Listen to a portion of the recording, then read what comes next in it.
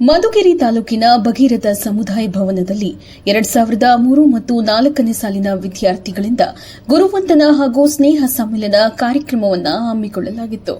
ದೊಡ್ಡೇರಿ ಹೋಬಳಿಯ ಅನೇಕ ವಿದ್ಯಾರ್ಥಿಗಳಿಗೆ ಬದುಕು ಕಟ್ಟಿಕೊಟ್ಟಿದ್ದ ಕವಣದಾಳ ಗ್ರಾಮದ ಸುವರ್ಣಮುಖಿ ಶಾಲೆ ಇಂದು ಮುಚ್ಚಿರುವುದರ ಕುರಿತು ಈ ಸಂದರ್ಭದಲ್ಲಿ ಆತಂಕ ವ್ಯಕ್ತವಾಯಿತು. ಹಳ್ಳಿಗಾಡಿನ ಮಕ್ಕಳಿಗೆ ಗುಣಮಟ್ಟದ ಶಿಕ್ಷಣ ನೀಡುತ್ತಿದ್ದ ಈ ಶಾಲೆ ಮರುಸ್ಥಾಪನೆಯಾಗಬೇಕು ಎಂದು ಹಳೆಯ ವಿದ್ಯಾರ್ಥಿಗಳು ಮನವಿ ಮಾಡಿದರು. ಬದುಕು ಕಟ್ಟಿಕೊಟ್ಟ ಶಾಲೆಗೆ ಇಂದು ಬೀಗ ಜಡಿದಿರುವುದು ನೋವಿನ ಸಂಗತಿ ಎಂದು ವಿದ್ಯಾರ್ಥಿಗಳು ಭಾವುಕರಾಗಿ ಅಭಿಪ್ರಾಯ ವ್ಯಕ್ತಪಡಿಸಿದರು. ತುಂಬಾ ದೂರದಿಂದ ಬರ್ತಿದ್ವಲ್ಲ, ಸೈಕಲಲ್ಲಿ ಬರ್ತಾ ಇದ್ವಿ ನಾವು. ತುಂಬಾ ಹೊಟ್ಟೆ ಮಧ್ಯಾಹ್ನ ಊಟ ಸಿಗ್ತಿರ್ಲಿಲ್ಲ. ಇತ್ತೀಚಿನ ದಿನಗಳಲ್ಲೇ ಊಟ, ವಸತಿ ಎಲ್ಲ ಸಿಗ್ತಾ ಇದೆ. ಆದರೂ ಶಿಕ್ಷಣ ಒಂದು ಮಟ್ಟದಲ್ಲಿ ನಡೀತಾ ಇಲ್ಲ ಅನ್ನೋದು ಒಂದು ಬೇಸರದ ಸಂಗತಿ. ಏನಪ್ಪಾ ಅಂದ್ರೆ ಅಲ್ಲಿ ಈಗ ಶಾಲೆ ಮುಖ್ಯವಾಗಿರೋದು ನಮಗೆಲ್ಲ ತಿಳಿದಿರ್ತಕ್ಕಂಥ ವಿಚಾರ. ಈ ವಿಚಾರವನ್ನು ಗಮನಿಸಿದಾಗ ನಾವು ಶಾಲೆ ಓದಿದ ಶಾಲೆಗೆ ಈ ತರ ಇದು ಒಂದು ಅವ್ಯವಸ್ಥೆ ಬರ್ತಲ್ಲ ಅನ್ನೋದು ಒಂದು ಬೇಜಾರದ ವಿಚಾರ. ಈ ಶಿಕ್ಷಣ ಮತ್ತು ಒಂದು ಇನ್ನು ಬೇರೆ ಬೇರೆ ಕಡೆ ಶಾಲೆ ನಡೀತಾ ಇದೆ, ಅದಾದರೂ ಸುಲಲಿತವಾಗಿ ನಡೀದೆ. ಮತ್ತೆ ಇವತ್ತು ನಾವು ಈ ಒಂದು ಸ್ಥಿತಿನಲ್ಲಿದ್ದೀವಿ ಅಂದ್ರೆ ಸುಸಂಸ್ಕೃತರಾಗಿದ್ದೀವಿ ಅಂತಂದ್ರೆ ಅದಕ್ಕೆ ಕಾರಣ ನಮ್ಮ ಈ ದೇವರುಗಳು ಅಂತ ನಾನು ಹೇಳಕ್ಕೆ ಇಷ್ಟಪಡ್ತೀನಿ. ನಾವು ನಮ್ಮ ಲೈಫಲ್ಲಿ ತಂದೆ ತಾಯಿ ನಮಗೆ ಜನ್ಮ ಕೊಟ್ರೆ ನಮಗೆ ಜೀವನವನ್ನು ರೂಪಿಸ್ಕೊಳ್ಳೋದು ಹೇಳ್ಕೊಡೋದು ನಮ್ಮ ಗುರುಗಳು.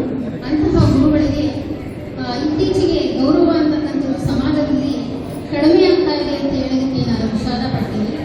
ಸೊ ಹಾಗಾಗಿ ಈ ಒಂದು ವೇದಿಕೆಯನ್ನು ನಾನು ಏನು ಹೇಳಕ್ಕೆ ಇಷ್ಟಪಡ್ತೀನಿ ಅಂತಂದ್ರೆ, ಗುರುಗಳ ಮಹತ್ವವನ್ನು ನಾವು ಎಷ್ಟು ಹತ್ಕೊಂಡಿದ್ದೀವಿ ಅದನ್ನ ಮುಂದಿನ ಪೀಳಿಗೆಗೆ, ನಿಮ್ಮ ಮಕ್ಕಳಿಗೆ ಅಥವಾ ಸೊಸೈಟಿಗೆ ತಿಳಿಸಿ ಅಂತ ಹೇಳೋದಕ್ಕೆ ಇಷ್ಟಪಡ್ತೀನಿ.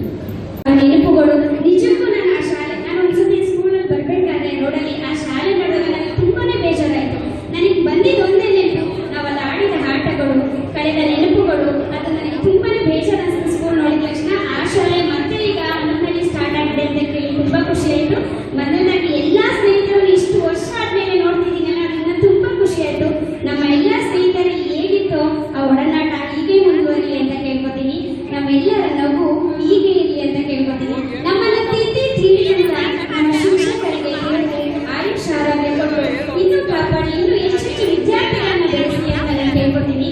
ಈ ವೇಳೆ ಮಾತನಾಡಿದ ಸುವರ್ಣಮುಖಿ ಶಾಲೆಯ ಕಾಲೇಜು ಪ್ರಾಂಶುಪಾಲ ಮಂಜುನಾಥ್, ಶಾಲೆಯ ಹಳೆಯ ದಿನಗಳಿಂದ ಸ್ಮರಿಸಿ ಭಾವುಕರಾದರು. ಯಾಕಂದ್ರೆ ಅದು ಇದು 7ನೇ ಕಾರ್ಯಕ್ರಮ, ಒಂದರಿಂದ ಅದೇ ಚೆನ್ನಾಗೈತೆ ಅಂತ ತಿಳ್ಕೊಂಡೆ. ಕನ್ನಡ ಭವನದಲ್ಲಿ 2ನೇದು ಅಲ್ಲೇ ಆಯಿತು, 3ನೇ ಸಿದ್ರಬೆಟ್ಟದಾಗ ಆಯಿತು. ಅಲ್ಲಿಬ್ಬರು ಕಂಬೈನ್ ಮಾಡಿದ್ರು. ಮತ್ತೆ ವಕೀಲ ಹಾಸ್ಟೆಲ್ ಒಂದು ಆಯಿತು. ಪುನಃ ಇಲ್ಲಿ ಆಗ್ತಾ ಇದೆ 7ನೇದು. ಎಲ್ಲದಕ್ಕಿಂತ ಒಂದು ಸ್ಟೆಪ್ಪು ಇದು ಮೇಲೆ ಇದೆ. ಯಾಕೆಂದ್ರೆ ಇಲ್ಲಿ ಉಪಕರಣಗಳು ಏನಪ್ಪ ಈ ರೀತಿ ಕಾರ್ಯಕ್ರಮನ ಹಮ್ಮಿಕೊಂಡಿದ್ದೇನೆ ಅಂತ ನಿಜವಾಗಿಯೂ ಬಹಳ ಸಂತೋಷ ಇದೆ.